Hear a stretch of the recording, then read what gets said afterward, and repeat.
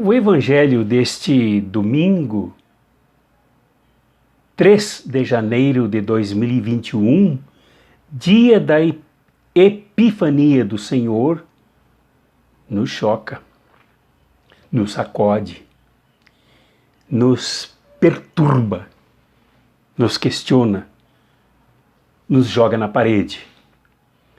É o de Mateus, no capítulo 2, de 1 a 12.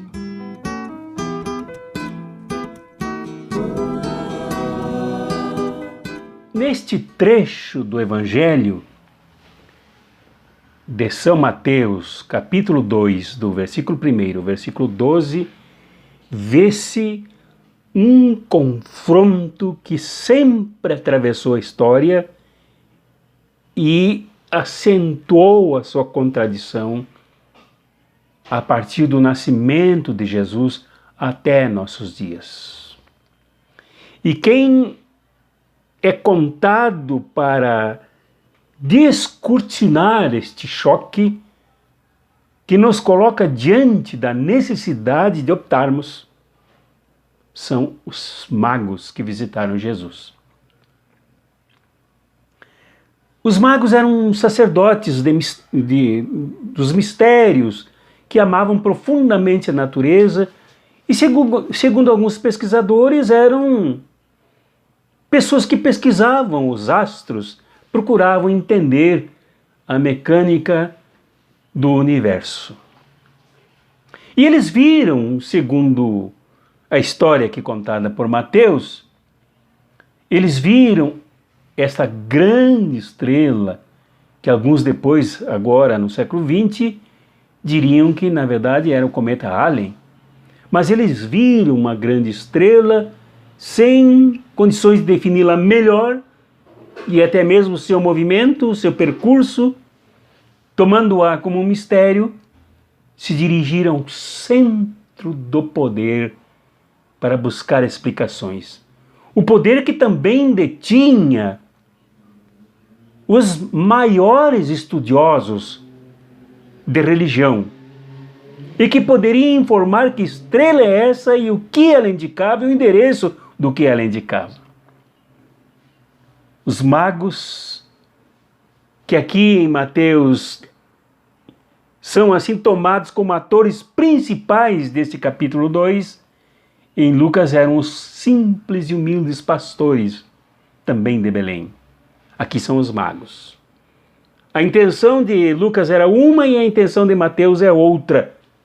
Necessária, fundamental, importante, para que entendamos o processo da fé, o processo evangélico. Os magos se depararam então com Herodes. Se depararam com a Jerusalém, capital do poder econômico, político e religioso.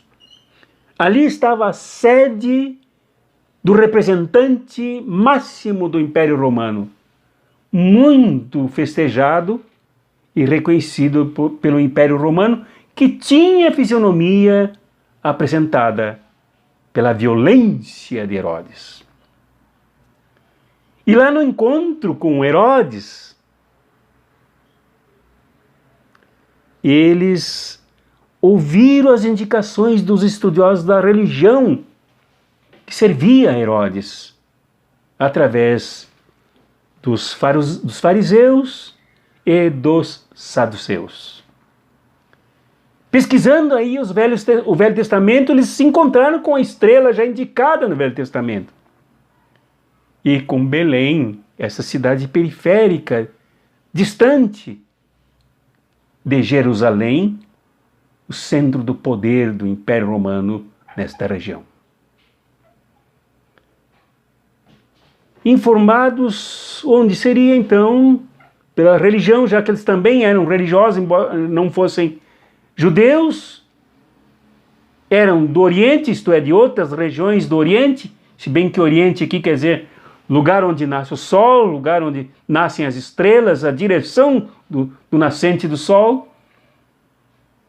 Embora não judeus, eles se interessaram pela criança e pelo que Mateus chama aqui do Rei Jesus, que nasceu na periferia, no recanto do mundo, distante do poder e do conhecimento de Herodes, que sequer sabia do nascimento dele, do local do nascimento e das suas raízes.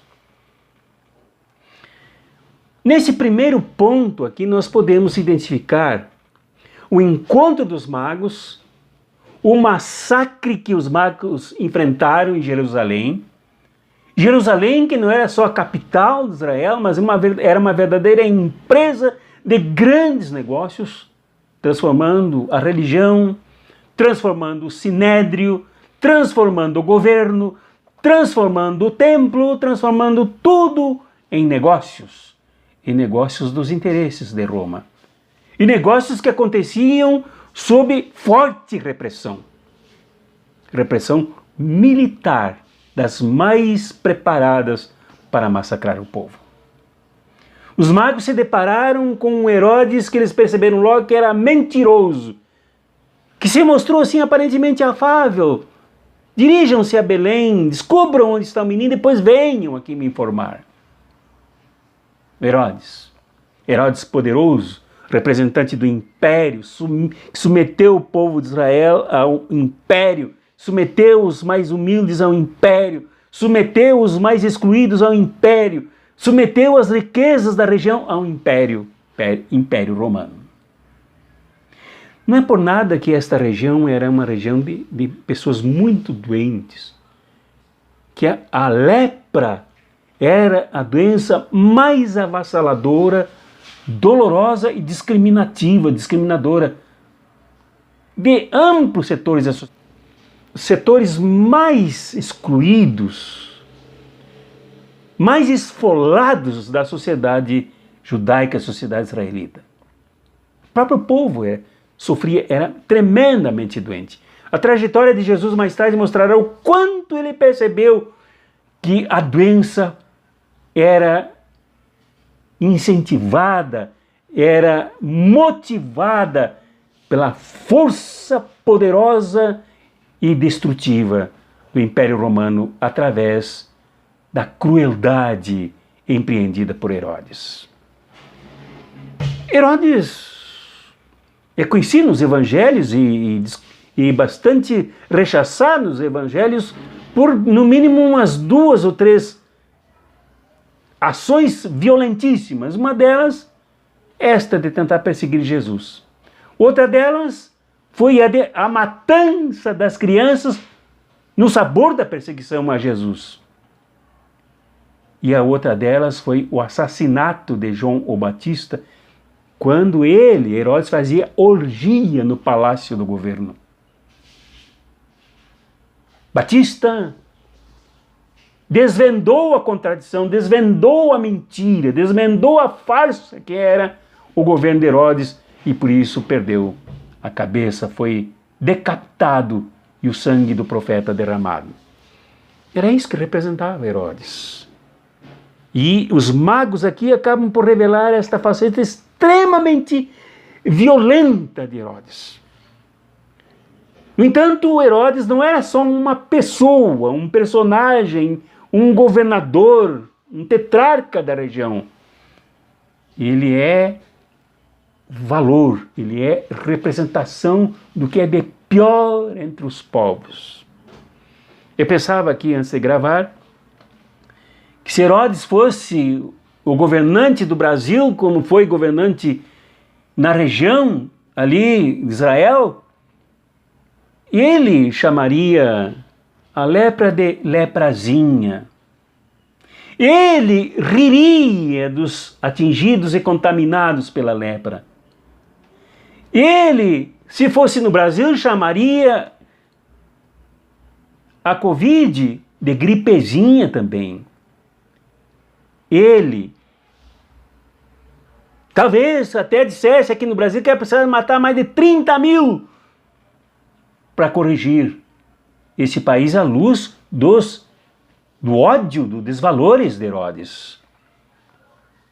Então, o herodismo atravessa como valor, como imoralidade, como como a ética do ódio, a ética do massacre popular, atravessa os tempos e atinge as nações, massacra os povos. O padre Pedrinho Guareschi, meu amigo, psicólogo social, pós-doutor, no seu livro Sociologia Prática e Sociologia da Praxis, ele constata que o Império Romano, quando entrava para submeter os povos, procurava destruir todas as raízes culturais dos povos, arrancando-lhe seus símbolos, destruindo seus símbolos, para massacrar a alma do povo. Era isso que fazia Herodes.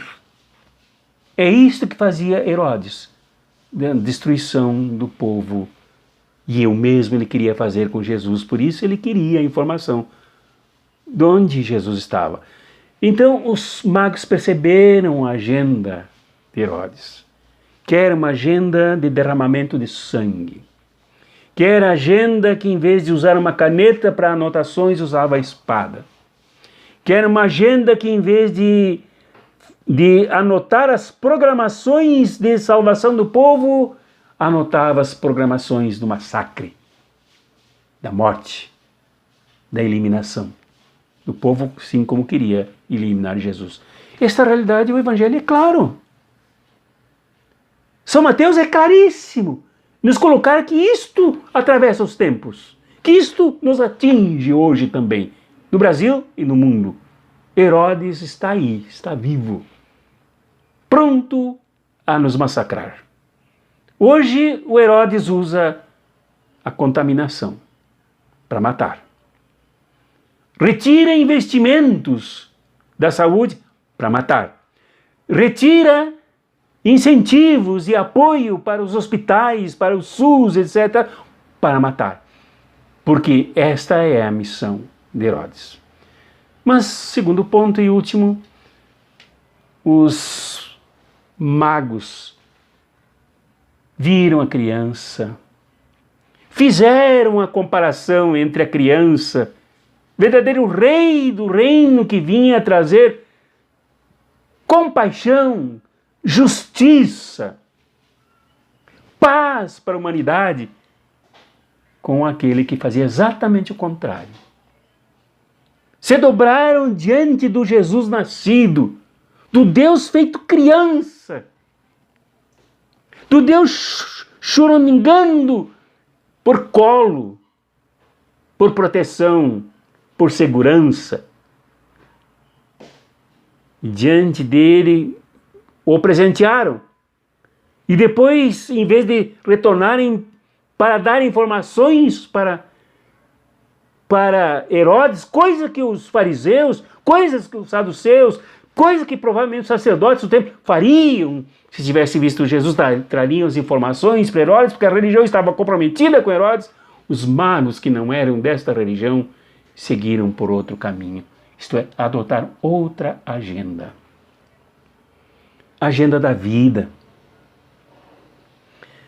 Agenda do profundo amor de Deus pela humanidade, ao ponto de ter a coragem de fazer o contraste, de demonstrar a contradição, enquanto um poderoso impunha a força e a matança, Deus chora no colo de uma mulher e no colo de um homem e é acolhido na casa da periferia em Belém. É daí que Deus se ergue, é daí que Jesus se torna Messias, é daí que se escreve uma nova agenda no mundo, que não é a agenda dos que humilham, que não é a agenda dos que debocham, que não é a agenda dos que mandam matar, que não é a agenda dos que usam espada para atravessar as crianças, mas é a agenda do que salva, do que cura, do que liberta, do que faz de cada ser humano um irmão, de cada mulher uma irmã, de cada doente um alvo a ser curado, de cada pessoa na alma para se acender a luz que brilhou em Belém. Então, nós estamos sempre diante dessa escolha. Como cristãos e como cristãs, nós estamos sempre diante desta escolha. Ou, sem sabermos, ou por má fé, seguimos Herodes, que sempre tem a veia do ódio para matar Jesus. Matar Jesus, inclusive, em nós.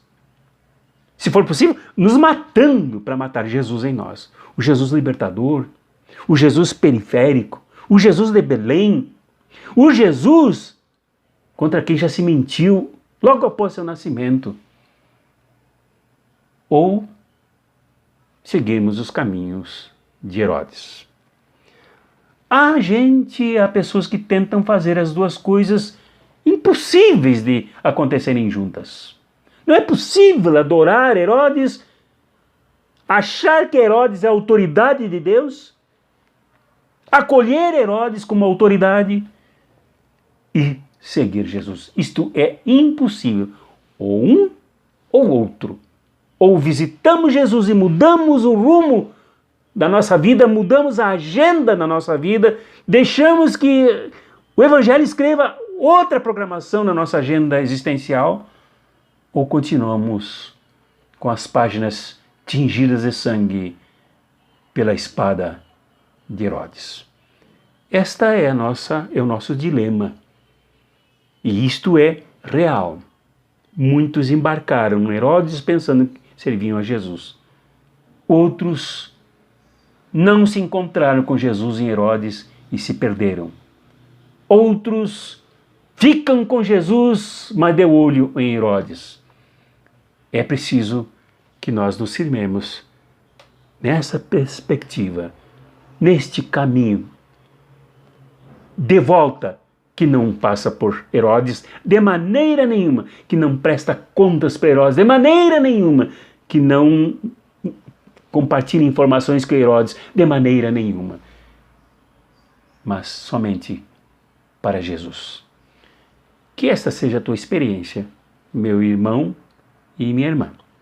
O teu encontro com Jesus te faça seguir por outro caminho e te faça organizar a tua agenda existencial com outro conteúdo. O conteúdo que vem da criança, conteúdo que vem do reino, conteúdo que vem de lá, do colo de Maria e de José, e não de Herodes, jamais. Em nome do Pai, do Filho e do Espírito Santo. Amém.